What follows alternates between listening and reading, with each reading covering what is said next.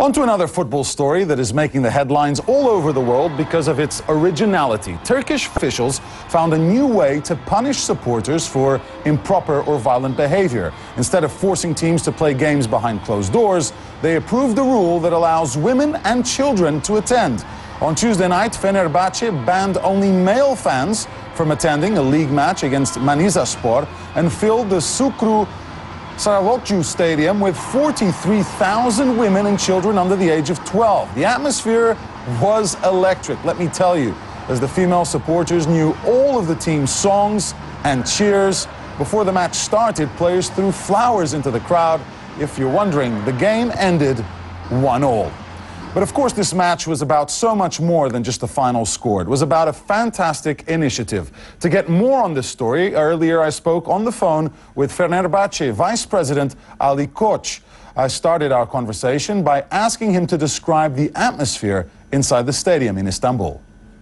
This atmosphere was one of a kind and very historical in the sense for Turkish football as well as international football, and if I'm not mistaken, for world sports in general.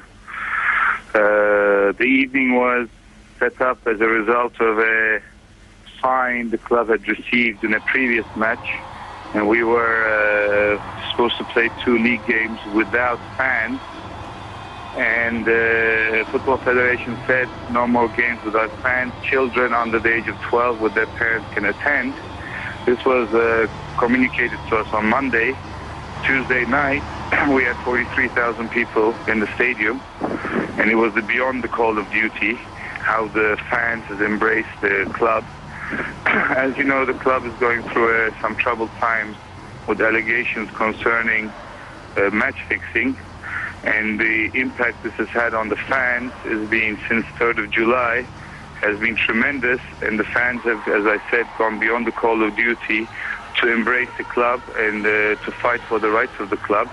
In this respect, yesterday we were expecting 10 to 12,000 people, and we had printed as many number of tickets, but at the end of the day 43,000 people with tickets entered, and with the permission of the Football Federation we allowed more fans in without tickets because we didn't have enough tickets printed.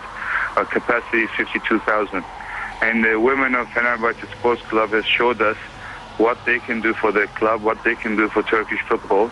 And I think it was one of a kind of a event, and I think it was very exemplary for sports. Would you say that the women taught the men a lesson of how to be good football fans?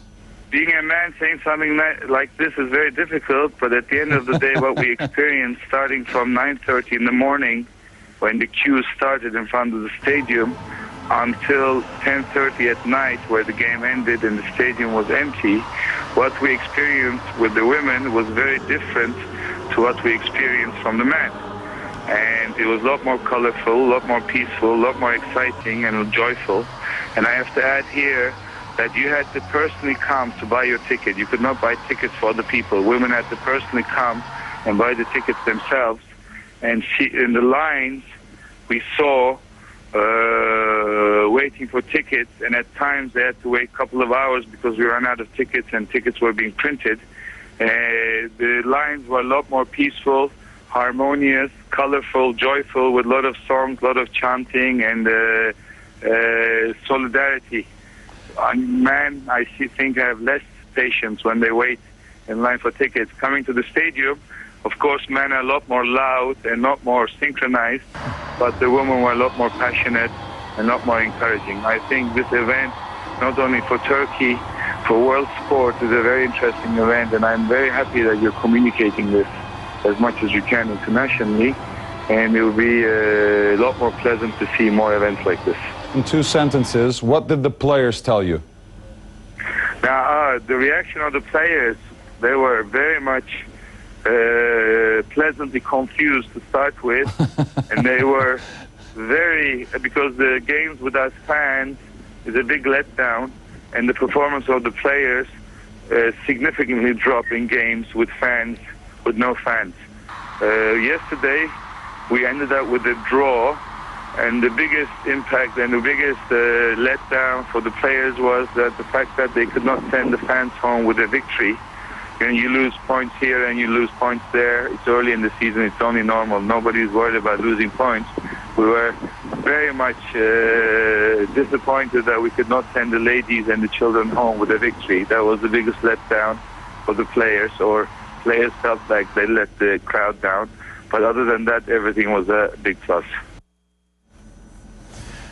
What great pictures from Istanbul. Love this story. We'll have more football later on the show, but after a quick break, we're focusing our attention on rugby. Tonga